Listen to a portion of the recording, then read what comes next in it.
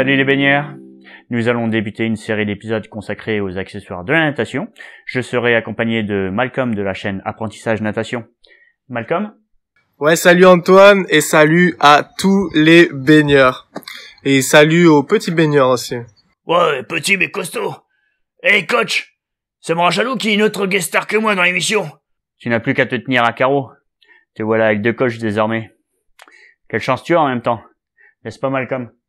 Et moi je suis jaloux que t'aies autant de succès envers toutes les nageuses. Nous allons donc entamer cette série d'épisodes en vous présentant le pool boy, que tout le monde connaît, mais dont son histoire nous échappe. Commençons donc par cela tout d'abord. Le pool boy fut inventé en 1964 par l'américain Fred Carbonero, ancien nageur universitaire et ancien coach au sein de l'université d'Auckland, qui, soucieux de varier les entraînements et d'étoffer la panoplie d'accessoires qu'occupait uniquement à cette époque la planche, prit conscience de l'utilité d'un accessoire empêchant les mouvements de jambes afin de faire uniquement travailler les bras. Fred créa donc un accessoire de flottaison à double cylindre qui se fera connaître sous la dénomination de pool boy, qu'on pourrait traduire par bouée pour tirer, car il sert avant tout à faire travailler la première partie du mouvement des bras, nom que Fred Carbonero donna également à son entreprise, Pool Boy Incorporation, qu'il créa dans la foulée. Pour l'anecdote, l'entreprise existe toujours aujourd'hui, mais ne propose plus ce fameux accessoire de natation et s'est tournée désormais vers des accessoires innovants pour développer l'habilité des enfants. Fred décéda en 2011 à l'âge de 84 ans. C'est l'occasion de lui rendre hommage. Et Malcolm, tu pourrais sûrement nous expliquer concrètement l'intérêt des exercices de natation avec un pool boy? Alors comme vous le savez certainement, cet outil, donc le pool boy, c'est un outil qu'on place en général entre les jambes, donc entre les cuisses. Mais on peut s'en servir de diverses manières. J'aime bien varier le matériel et les exercices que je vais utiliser avec le matériel. Donc je vais vous proposer plusieurs exercices à faire avec ce fameux pool boy. La natation et la nage de crawl, c'est une discipline qui nécessite beaucoup de gainage. Donc on peut se servir du pool boy pour améliorer naturellement son gainage dans l'eau en le plaçant à différents endroits entre vos jambes. Donc comme vous le savez, on peut le placer entre les cuisses, mais vous pouvez aussi placer votre pool boy au niveau de vos genoux et vous pouvez aussi placer votre pool boy au niveau de vos chevilles. Plus vous allez placer votre pool boy bas au niveau de votre bas du corps, plus ça va être difficile d'avoir une nage du crawl équilibrée et donc ça va nécessiter de plus en plus de gainage. Vous l'aurez compris, si vous voulez travailler votre gainage, essayez de placer votre pool boy ou au niveau des genoux ou encore au niveau des chevilles si vous êtes motivé et que vous avez envie de progresser. Et placé au niveau du rectum, ça travaille le gainage aussi.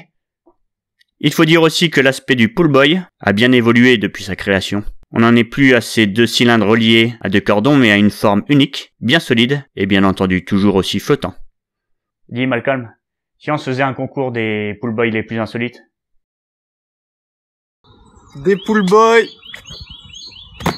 il y en a plein. Il y en a de différentes couleurs, différentes formes et aussi de différents niveaux de flottaison. Donc, si aujourd'hui vous galérez et que vous êtes débutant en crawl et que vous voulez faciliter votre progression, n'hésitez pas à prendre un pool boy large, volumineux ou même un pool kick comme ceci pour vous aider à avoir une meilleure position de votre corps dans l'eau, un meilleur alignement et aussi une meilleure flottaison.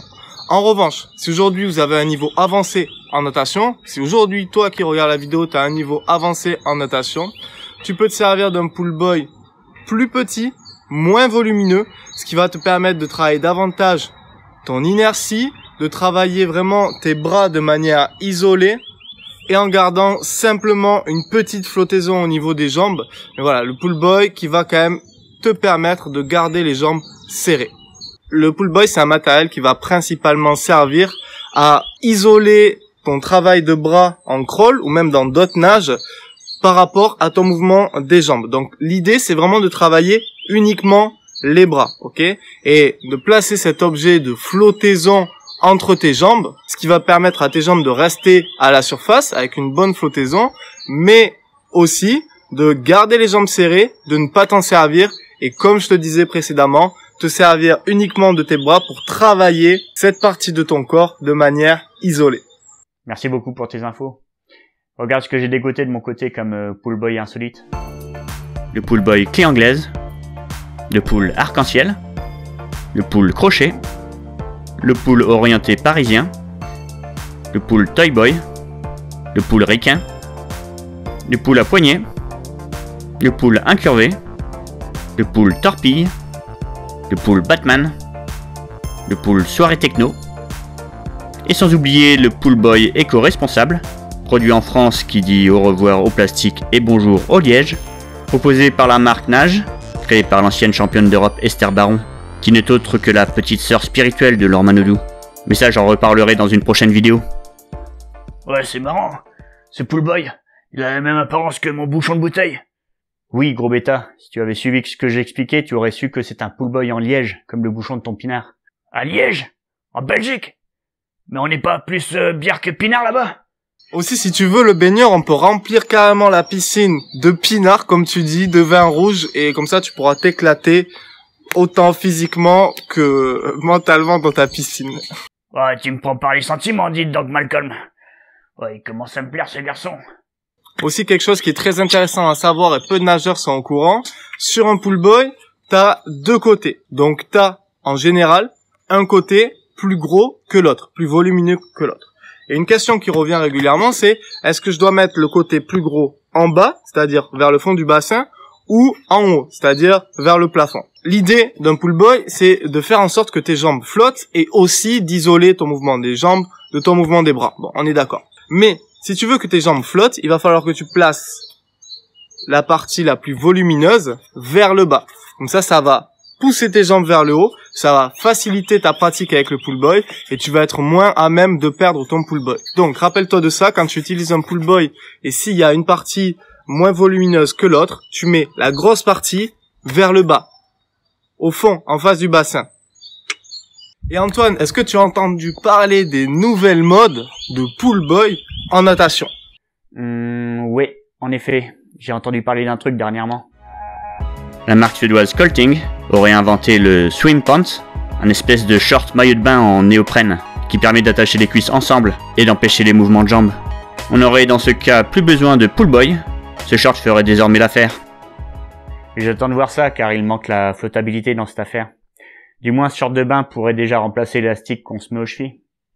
Du coup, la natation est vraiment en train d'évoluer. Il y a de nouveaux engouements qui se créent. On a vu le pool boy écologique. On a vu différentes formes de pool boy qui peuvent exister. Et on a vu cette fameuse marque suédoise qui propose carrément un short en forme de pool boy. Mais je pense vraiment que le pool boy en objet tel qu'on le connaît reste un grand classique de la natation et qu'il aura beaucoup de mal à se démoder et qui pourra traverser les générations.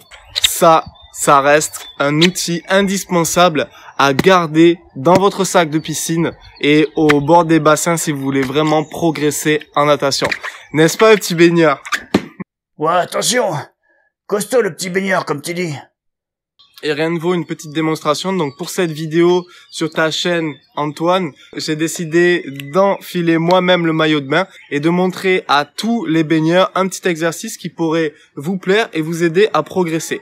Comme je vous ai dit, on peut placer le pool boy sur différents endroits de votre corps, donc au niveau des jambes. Au niveau des cuisses, on peut le faire aussi au niveau des genoux et on peut le placer enfin au niveau des chevilles.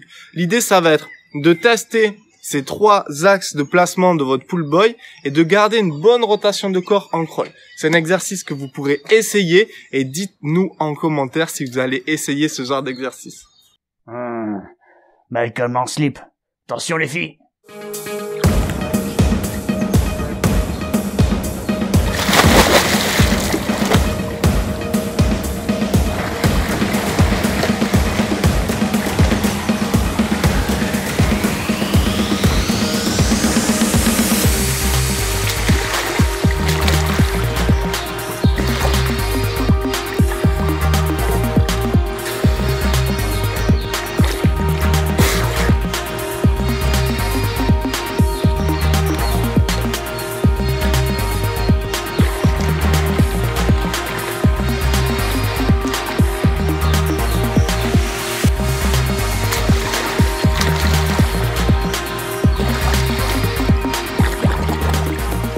Voilà, c'est donc fini pour cet épisode consacré au pool boy. Je tenais à remercier Malcolm de la chaîne Apprentissage Natation.